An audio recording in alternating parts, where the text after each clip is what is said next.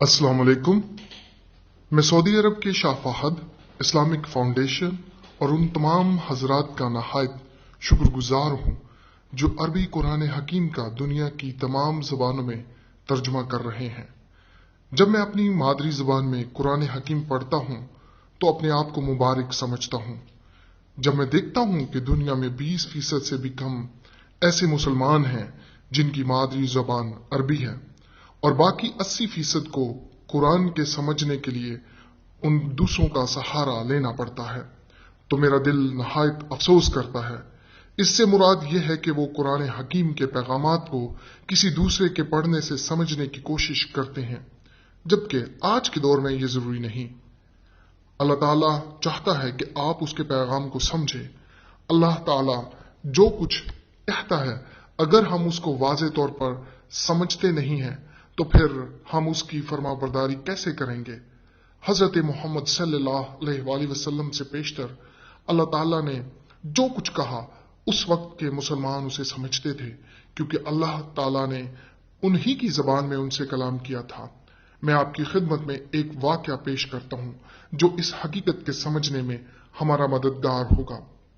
پاکستان کی ملبوسات کی ایک فیکٹری کے عربی مالک نے اپنے مزدوروں کو عربی زبان میں خط لکھتے ہوئے کہا کہ وہ لال قمیضیں بنانا بند کر کے پیلی قمیضیں بنانا شروع کر دیں، اور مزید یہ کہ اگر وہ محنت سے کام کریں گے تو مہینے کے آخر پر ان کو کچھ اضافی پیسہ بھی ملے گا۔ اس فیکٹری کا مالک عربی زبان کے علاوہ اور کوئی زبان نہیں سمجھتا تھا، جبکہ اس کا مینیجر عربی اردو روانی سے بولتا تھا۔ فیکٹری کے مینیجر نے مزدوروں کے لیے یہ عربی خط پڑھ کر میز پر رکھ دیا، اور مزدور مالک کی طرف سے یہ خط دیکھ کر بہت خوش ہوتے تھے کہ مالک نے یہ خط ہمارے نام لکھا ہے، لیکن انہوں نے نہ تو لال قمیضیں بنانا بند کی اور نہ ہی پیلی بنانا شروع کی۔ جب فیکٹری کے مالک کو پتا چلا کہ میری فیکٹری ابھی تک لال قمیضیں ہی بنا رہی ہے تو وہ مینیجر اور فیکٹری میں کام کرنے والے مزدوروں سے نہایت غصہ ہوا، لہٰذا اس نے نئے مینیجر اور نئے مزدوروں کے رکھنے کا فیصلہ کیا۔ فیکٹری کا یہ عربی مالک سمجھتا تھا کہ میرا مینیجر اور مزدور واضح طور پر میری بات کو سمجھنے والے ہوں اور وہ ان مزدوروں کو اضافی پیسے دینے کے لیے بھی تیار تھا جو اس کے حکم کو مانتے ہوں۔ اللہ کی برکات سے محروم نہ رہ جائیے اور نہ ہی دوسروں پر انحصار کریں کہ کوئی آ کر آپ کو اللہ تعالیٰ کا پیغام سنائے گا۔ براہ کرم اپنی زبان میں ترجمہ شدہ قرآن حکیم تلاش کریں اور آئیں ہم مل کر ایسے خزانے کی تلاش کریں جو آپ کی زندگیوں کو بدل ڈالے گا۔ میرے عزیزو، ہم دیکھیں کہ پکا مسلمان کون ہے۔ جب میں اپنی مادری زبان میں قرآن حکیم پڑھ رہا تھا تو میں ایک ایسے حوالے پر آیا جس سے میرا دل امید سے بھر گیا۔ یہ سورہ ال عمران اس کی 42 سے 55 آیات ہیں۔ سورہ عمران اس کی 42 تا 55 آیات کی اس سچائی کو قبول کرنے کے بعد آپ بھی یہ امید حاصل کر سکتے ہیں۔ یہ جان کر میرے دل کو انتہائی دکھ ہوتا ہے کہ اس سچائی کے دیکھنے کے لیے ہر ایک کے پاس آنکھیں نہیں ہیں۔ میں آپ کے لیے دعا گو ہوں کہ اللہ تعالیٰ آپ کو چشم بینا عنایت کرے تاکہ آپ اس سچائی کو پہچان سکیں۔ سورہ مائدہ اس کی 83 آیت تلاوت کریں، اور جب وہ اس کو سنتے ہیں جو کہ رسول کی طرف بھیجا گیا ہے تو آپ ان کی آنکھیں آنسوؤں سے بہتی ہوئی دیکھتے ہیں، اس سبب سے کہ انہوں نے حق کو پہچان لیا۔ یوں کہتے ہیں کہ اے ہمارے رب، ہم مسلمان ہو گئے، تو ہم کو بھی ان لوگوں کے ساتھ لکھ لے جو تصدیق کرتے ہیں۔ اس آیت میں وہ کون ہیں؟ اللہ کی سچائی حق کو پہچان لینے والے لوگ کون ہیں؟ اس کا جواب ہمیں سورہ عمران میں ملے گا۔ میں نے سورہ عمران 42 تا 55 آیات کو 100 سے زیادہ مرتبہ پڑھا۔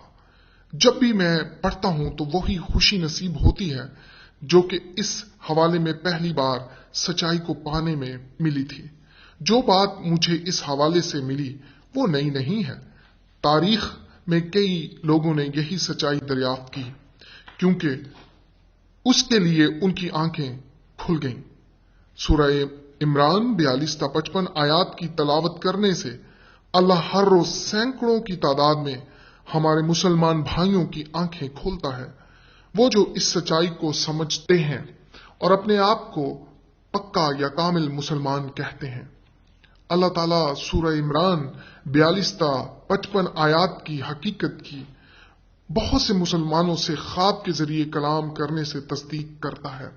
حال ہی میں عالمی طور پر 600 پکے مسلمانوں کا ایک جائزہ لیا گیا، جن میں سے 150 نے یہ کہا کہ خواب کے ذریعے اللہ تعالیٰ کا پیغمبر ان پر ظاہر ہوا اور اس نے سورہ عمران 42 تا 55 آیات کی سچائی کی تصدیق کی، جس کی وجہ سے وہ پکے مسلمان بن گئے۔ کچھ پکے مسلمانوں نے تو یہاں تک کہا کہ میں نے خواب میں حضرت محمد صلی اللہ علیہ وسلم کو دیکھا اور ان سچائیوں کی حقیقت کی تصدیق کرتے ہوئے سنا۔ آسمانی کتب میں سے ایک یہ کہتی ہے، تم سچائی سے واقف ہوگے تو سچائی تمہیں آزاد کرے گی۔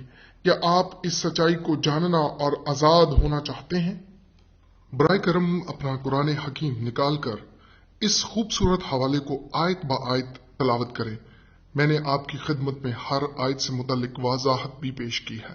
میری دعا ہے کہ اللہ کرے کہ آپ کی آنکھیں کھلیں اور آپ اس سچائی کو سمجھ پائیں اور پکے مسلمانوں کی تحریک میں شامل ہو جائیں۔ میں ان آیات کی کچھ وضاحت آپ کے سامنے پیش کرنا چاہتا ہوں۔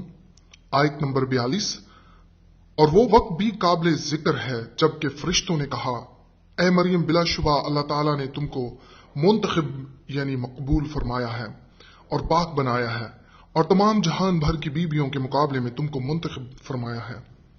آیت نمبر 43، اے مریم اطاعت کرتی رہو اور اپنے پروردگار کی اور سجدہ کیا کرو اور رکوع کیا کرو اور ان لوگوں کے ساتھ جو رکوع کرنے والے ہیں۔ انجیل شریف کے لکھے جانے سے بیشتر 400 سال کا عرصہ ایسا گزرا ہے کہ اہل کتاب کے پاس ایسا کوئی نبی نہیں آیا جو ان سے آ کر کلام کرتا، اور اللہ تعالیٰ کے لوگ نا امید اور مایوسی کی دلدل میں دھنس چکے تھے۔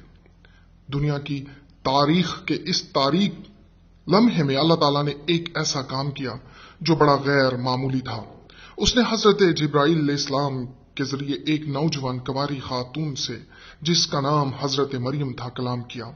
فرشتے نے انہیں بتایا کہ اللہ تعالیٰ نے تمہیں ایک خاص کام کے لیے منتخب کیا ہے، لیکن پہلے حضرت مریم کو ایک حقیقی مسلمان ہونے کی حیثیت سے اپنی اس بلاہٹ کی تصدیق کرنا تھا۔